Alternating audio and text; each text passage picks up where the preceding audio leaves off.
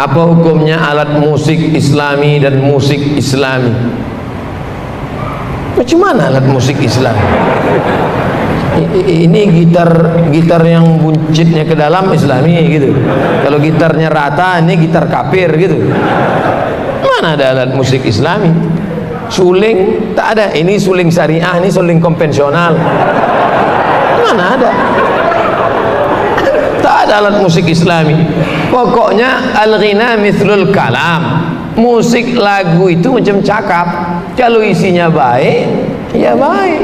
Tapi kalau isinya tak baik, maka haram. Isinya baik. Rasul menyuruh kita menyantuni anak yatim. Bagus apa tak bagus? Bagus. Maka baik religi, mengingatkan pada mati. Nah, tapi kalau sudah mengajak pada bunuh diri, ngajak berzina, maka haram. Nauzubillah. Bagaimana cara masuk Universitas Al-Azhar Kairo Mesir, Pak Ustaz? Hafal Quran 3 juz, bahasa Arab, kursus dari sekarang, nanti 100 soal bahasa Arab. Setelah itu pula tesnya nanti sekitar bulan Juni, tapi pengumumannya bulan Mei sudah ada. Gimana cara mencarinya Pak Ustaz? Buka HP lagi ya, tulis di Google itu beasiswa Al-Azhar Kairo, beasiswa Al-Azhar. Inilah payahnya masyarakat, tinggal nulis ini pun tak tahu dia. Ini syarat beasiswa Al-Azhar Kairo, beasiswa santri Al-Azhar Kairo, beasiswa. Makanya belilah paket daftaran beasiswa. HP itu tak perlu mahal, yang penting cepat dia searchnya.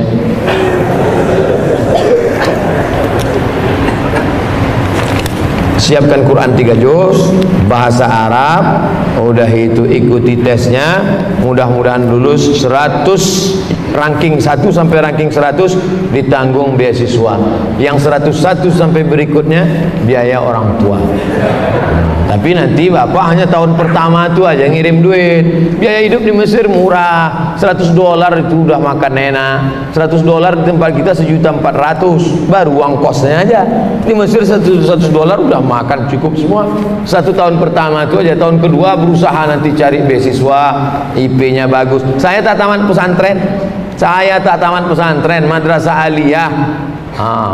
Tapi belajar selesai, tamat LC, habis itu ke Maroko MA, habis itu pulang, habis itu udah tua pun kuliah lagi. Sekarang saya masih mahasiswa semester 6. Saya seorang bapak, 3 orang anak. Mohon doa buat keberkahan keluarga saya. Nanti di akhir majelis kita sama-sama berdoa. Apakah ada hadis atau ayat Quran yang melarang anak-anak ke masjid sholat? Karena setiap dengar azan, anak saya yang bungsu selalu nangis minta ikut ke masjid. Tapi karena kurang ramahnya petugas masjid, terpaksa saya batasin. Ada enggak anak masjid? Nabi lama sujud sampai makmum di belakang heran, ini wahyu kok turun pas sujud. Setelah Nabi bangkit, barulah sahabat di belakang tahu, rupanya cucunya naik ke atas. Itu menunjukkan bahwa membawa anak kecil boleh, tapi cucu Nabi, tak macam cucu kita. Cucu Nabi itu tengoklah patuh, baik. Cucu awak macam hantu. Makanya ulama membagi anak kecil itu menjadi 3 level. Anak kecil itu menjadi 3 level. Pertama namanya sobi. Apa namanya? Sobi. Di atas sobi itu namanya mumayyiz. Di atas mumayyiz itu namanya amrod. Sobi 5 tahun, 4 tahun ke bawah. Ini tak bisa, karena dia tak bisa membedakan mana kawan, mana lawan, mana makanan, mana kotoran. Tak bisa. Nah, inilah umur 5 tahun ke bawah ini. Kalau kita gini kan, kita pula diginikan. Tak bisa. Dari umur 5 mumayyiz umur 5 sampai agak-agak mau akil balik, 5 ke 10. Nah, ini mumayyiz. Mumayyiz. Nah, nanti kalau ayah sholat diam ya nak ya, diam ya. Jangan nganggur ya. Itu bisa. Diam ya. Ini mumayyiz. Bajunya Abdul Somad pula.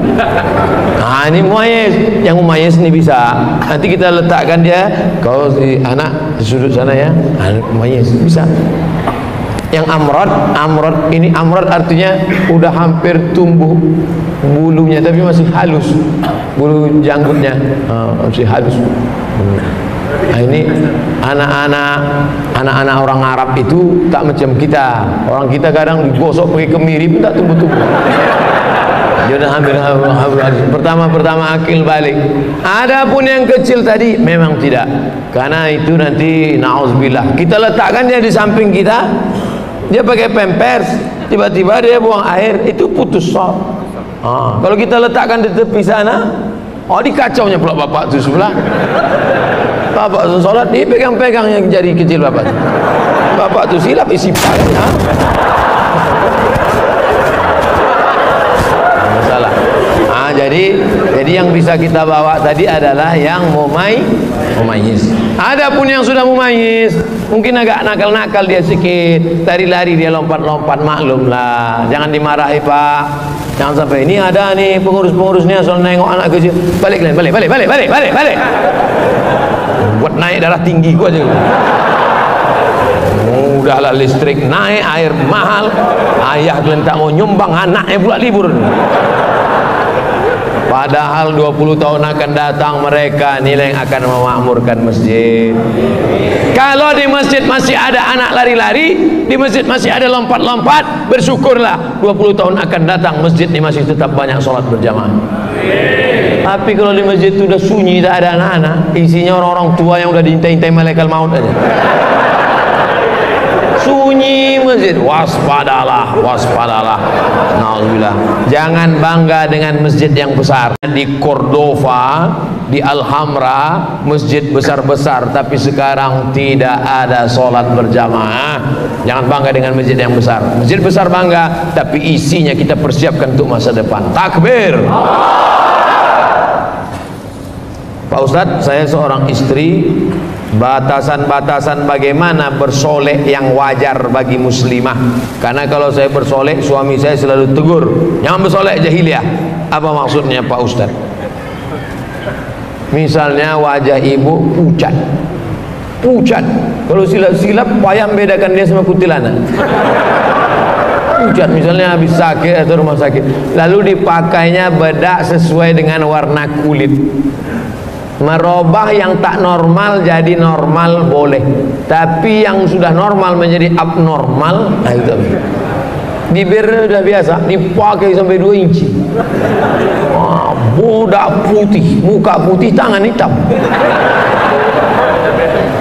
Oleh sebab itu maka yang wajar-wajar saja. Engkau cantik bukan karena make upmu, engkau cantik karena bekas wudhu dan tahajudmu. Kecantikan batin, kecantikan yang tidak akan lekang karena lapuk karena hujan dan tak lekang karena apa? Panas. Ibu cantik ya? Iya dong, ini kan bekas wudhu. Jadi kau sangka kami tayamum semua?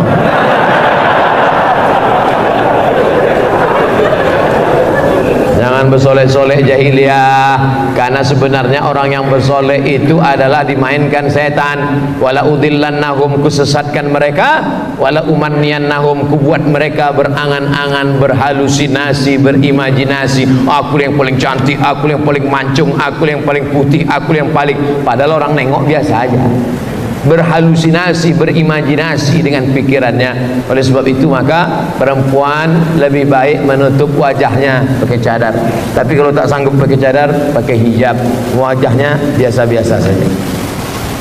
Bagaimana kalau saya selalu takut akan kematian?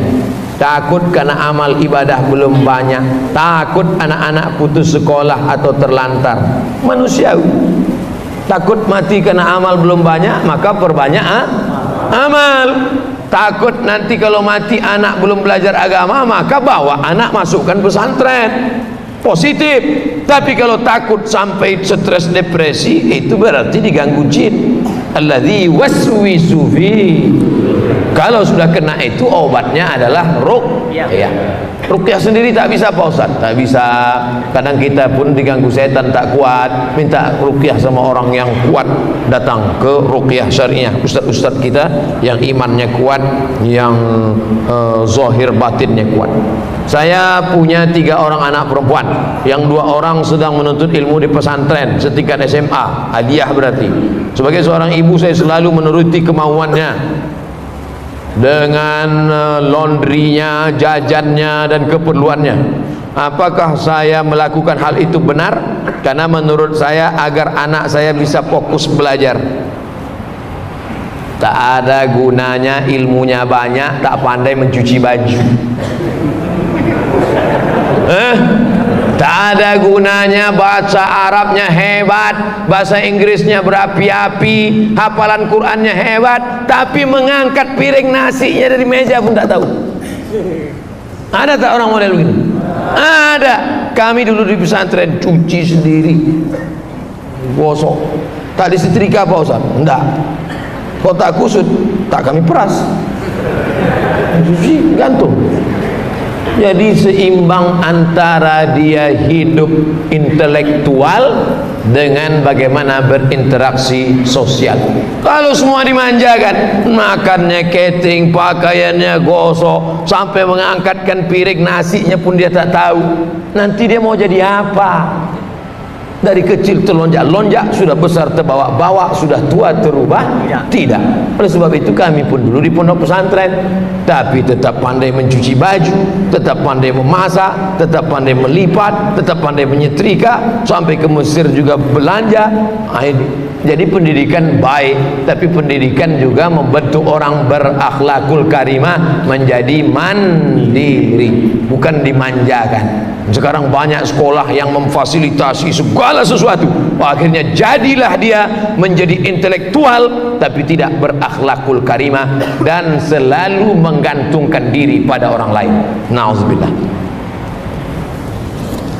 Terinspirasi kisah Bilal bin Rabah yang sandalnya masuk surga karena tak pernah meninggalkan sholat wudhu.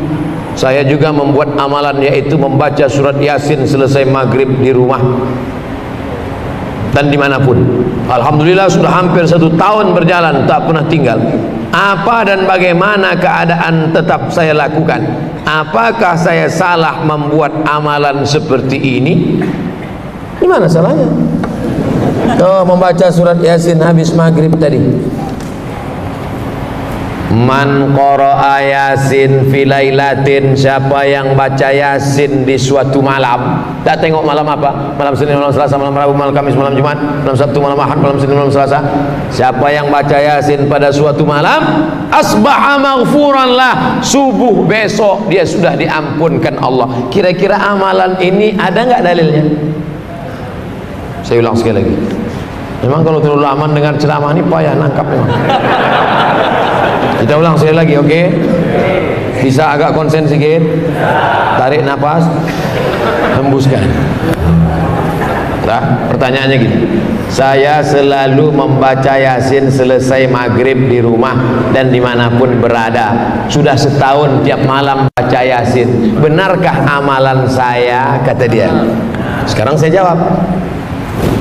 Man qara'a Yasin fi lailatin, siapa yang baca Yasin pada suatu malam, asbaha maghfuran lah, besok subuh dosanya sudah diampunkan Allah. Apakah amalannya ini ada dalilnya? Bilanglah dari tadi. Amalanmu ada dalilnya. Mana dalilnya? Siapa yang baca Yasin pada suatu malam, baik itu setelah maghrib, setelah isya, tengah malam atau menjelang subuh, subuhnya sudah diampunkan Allah Subhanahu wa taala. Hadisnya ini sahih apa? Tuhu jayyid, sanadnya jayyid. Setahu kami hadis itu hasan. Di bawah hasan sahih, di bawah hadis sahih, di bawah sahih hasan, di bawah hasan dhaif, di bawah dhaif maudhu. Isnaduhu jayyid, sanadnya jayyid. Jayyid ini apa? Antara hasan dan sahih. Di atas hasan, di bawah sahih. Namanya jayyid, bisa diamalkan. Yang ngomong gini siapa?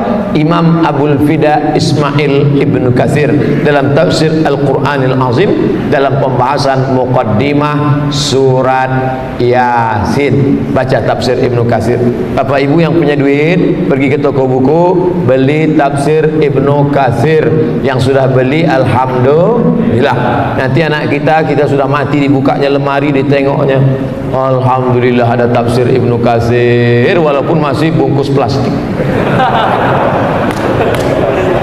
Itulah amal kita malam ini, alhamdulillah.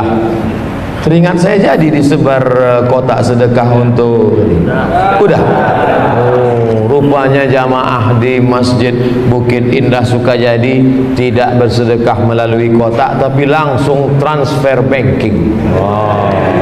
Emang generasi milenial ini luar biasa. Assalamualaikum Pak Ketua. Waalaikumsalam. Saya kemarin nggak ngisi, nggak apa-apa, langsung transfer banking. Laporannya sudah berapa? 20.000. Rupanya 20.000 dolar Singapura. Ya Allah, tabarakallah, ada bendera Singapura berkibar. Saudaraku yang dimuliakan Allah Subhanahu wa taala, mudah-mudahan amal kita malam ini diterima Allah Subhanahu wa taala.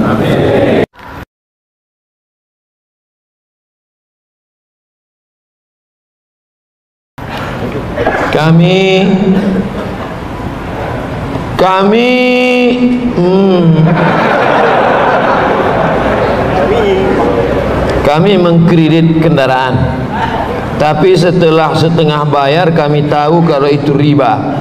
Kami ingin melunasinya namun belum sanggup. Kalau kami berhenti, kami susah untuk pergi kerja atau pergi jauh, dan juga sudah setengah dibayar. Apa yang harus kami lakukan? Kredit sepeda motor, buka HP sudah, tulis di Google itu Somad Morocco, SOMADMOROCCO, sudah, spasi kredit KREDIT, kredit, enter. Udah terbuka? Nah, itu dia tulisannya. Itu dia, somadmorocco.blogspot.com. Tulisan ini sudah dibuat Abdul Somad 25 Agustus 2010. Berarti tulisan ini udah berapa tahun udah? 9 tahun. Kenapa tak kalian buka?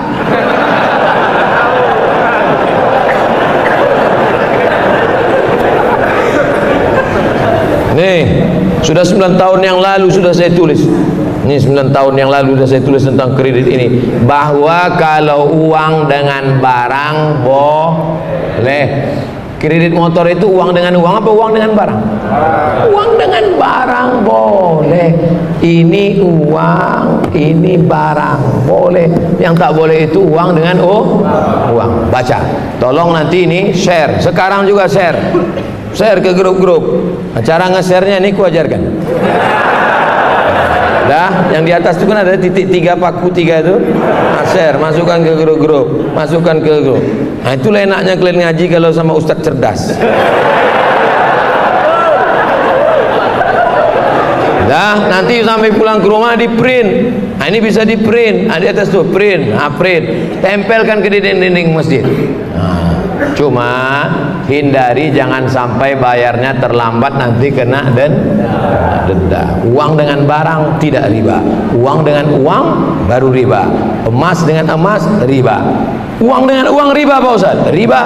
Lalu kita ke Makkah itu bawa rupiah membeli ringgit, bawa rupiah beli dolar, bawa rupiah beli rial, kenapa tak riba? Ya dan biadin, cash. Kalau cash ini 1 juta beli 300 rial sah karena tidak kredit. Tapi kalau ini aku beli, aku bayar 2-3 hari lagi, tak boleh karena harga berubah. Nah, ini tentang masalah kredit barang. Jelas? Ustaz, ketika tilawatil Quran dan salawat sering jamaah saut-sautan Allah di akhir bacaan itu, apa hukumnya Pak Ustaz? A'udzubillahi minasyaitonir rajim.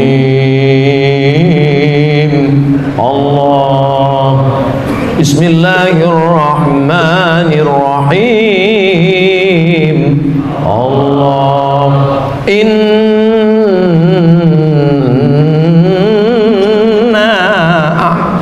a'tainakal kautsar. Masya Allah, Masya Allah, aku sangka sudah dapat tadi. Itu adalah ungkapan kekaguman. Nah, itu diisi duit, yang kalian pura-pura tak nampak. Itu adalah ungkapan kekaguman. Sama kita macam nonton bola, terus menengok Messi main, wow. Terus menengok McLaren, amazing. Kan tak mungkin kita dengar orang baca Quran, A'udzubillahi minasyaitonirrajim, amazing. Sesuaikanlah Allah, Masya Allah, Tabarakallah. Coba tengok kalau Syekh Nu'aina mengaji, Taib, Taib, Taib. Taib artinya bagus, bagus. Bukan Taib artinya tak pulang-pulang. Itu adalah ekspresi kekaguman. Dalam sholat fardu yang baca amin setelah surat Al-Fatihah, baca amin terlebih dulu imam, baru makmum, atau berbaringan Pak Ustaz? Idza ammanal imamu fa'aminu. Siapa dulu? Idza ammanal imamu fa'aminu. Kalau imam mau mengucapkan amin, baru kau ikut. Ghairil maghdubi alaihim waladdallin.